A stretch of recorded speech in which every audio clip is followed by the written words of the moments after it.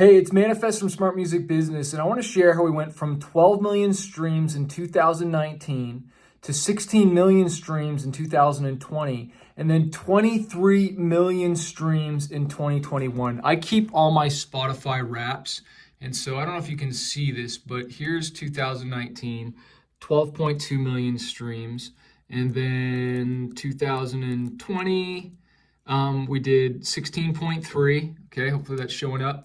And then 2021, we did 23.2 million streams. Now, I share this to you to inspire you that yes, there's little growths where you can grow a little bit.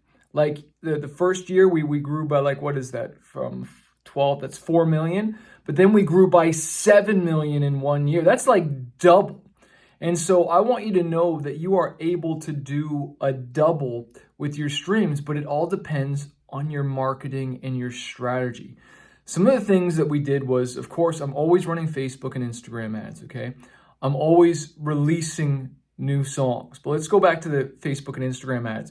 You should always have some type of lead generation. There should be always some type of way that you're always bringing people in. Maybe for you, it's touring, and you're constantly playing in front of new people. Well, the reason I like Facebook, Instagram, and even YouTube ads, Spotify ads, is because they're running without me being there.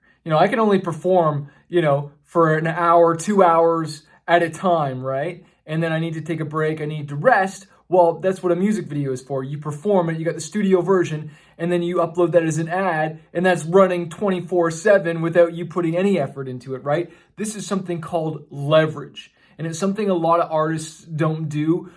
If you're like me, back in the day, I would work really hard. I'm like, I'm more talented. Of course I'm more talented. My songs are better than everyone else's, but I'm just going to outwork them. But guess what? I ended up just working myself to the bone.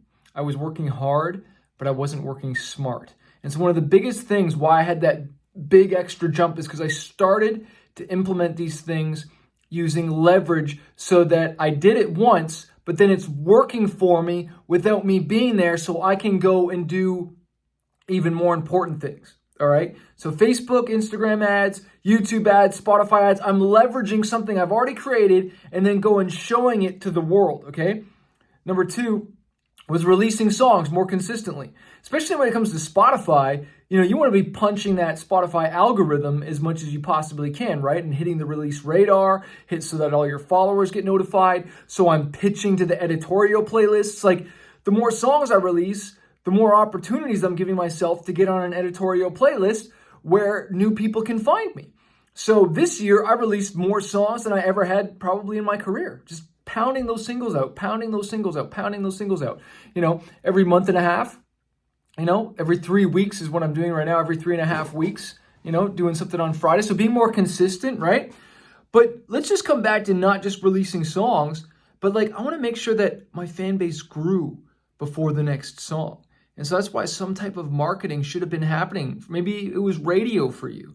Maybe it was blogging. Maybe it was podcasting, right? There's so many different ways. But one of my favorite ways to grow, and I did this more than I ever have this year, is collaborations. Working with other artists, man. Working with other people that have bigger fan bases, whether I'm paying for a feature, whether I'm sharing a portion of the publishing master, whatever it is, to work with other artists so that not only am I tapping into their fan base on Spotify, I've noticed that some people might have the same Spotify as me, but they have a way bigger Instagram and way more engaged. And so I'm getting new fans that way. I'm getting plugged into their network. And this is one of the fastest ways to grow your fan base and one of the cheapest. Because you're not, talk about, and you're doing what you love. You're writing a song. You're getting the feature on it. You're getting their talent, their expertise. You're getting their fan base. They're getting their followers. That's probably some of the best marketing, even if you had to pay for the feature. Now, a lot of you artists might have barely any followers. Maybe you have 1,000 monthly listeners. Maybe you have 10,000 monthly listeners. Let's say if you have 1,000 monthly listeners, you want to be reaching out to somebody who has 2,000 or maybe 5,000 max. And you probably have to pay for that feature, or it must be an amazing song that they just want to be a part of. But that's probably some of the best marketing you have. And then once you hit 2,000 or you hit 5,000, then you reach up to the person that has 10,000. And then you reach out to the person that has 20,000. And then once you're at that 20,000, then you can start reaching out to people that got 50,000, right? And then once you're at 50,000, probably like 75,000, 100,000 isn't so much of a stretch. And you're just starting to work with bigger people. But let me tell you this. You need to have good stuff at the beginning, okay? Like you can't have mediocre stuff. You don't need a whole bunch of songs. Your goal should be to write the best, most amazing song possible. Have it produced. Have it so easy for that feature artist just to jump on it, right? Some of the best advice I could possibly give you. Having the artwork looking banging, like show that you are a professional. And these ideas I just gave you guys, like they're gold. They're straight up gold. They work, but you have to work it. You have to believe it. You can get inspired. I'm sharing this stuff with you. Am I telling you that I didn't have bad days? I didn't have rough days? I didn't feel like quitting along the way?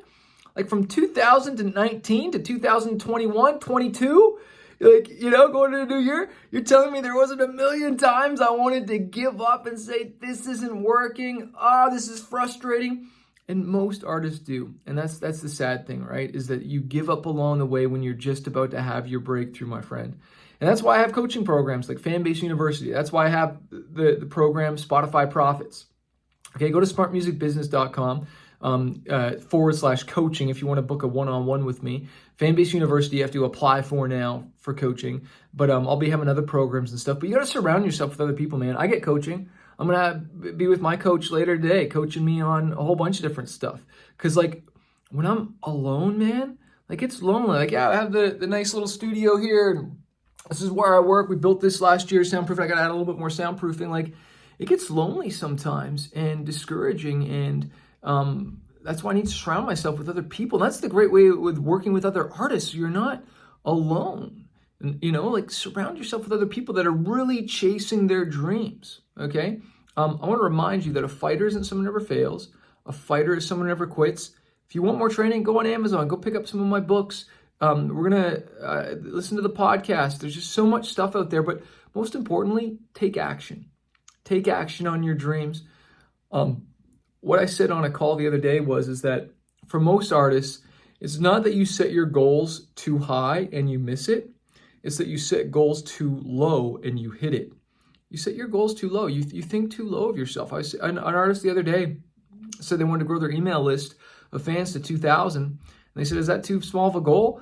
And they wanted to run ads to it. And I told them how they could get that email list to 2,000 almost free in a month, not take a whole year. So we shortened their time to get there. And that's the other thing I'll talk about another time is collapsing time frames. It's like, look, do you want to get to your goal in a month? Or do you want to get to it in 12 months? Do you want it to take 2 years?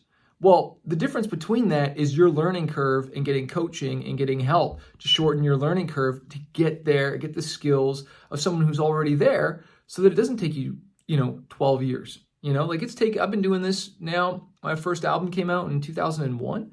So I've been releasing music, marketing it for 20 years, right? So we've learned some things. And so I definitely made some mistakes. And now I hire coaches and I get people to help me so that I don't want it to take another 12 months or whatever. If I can get it done in a week and start doing the right things, putting the right effort in the right areas. So hope this has inspired you. Again, smash that like button, leave a comment. Let me know what you think about this video. Share it with someone and make sure you subscribe to the channel for more vids. Peace, yo.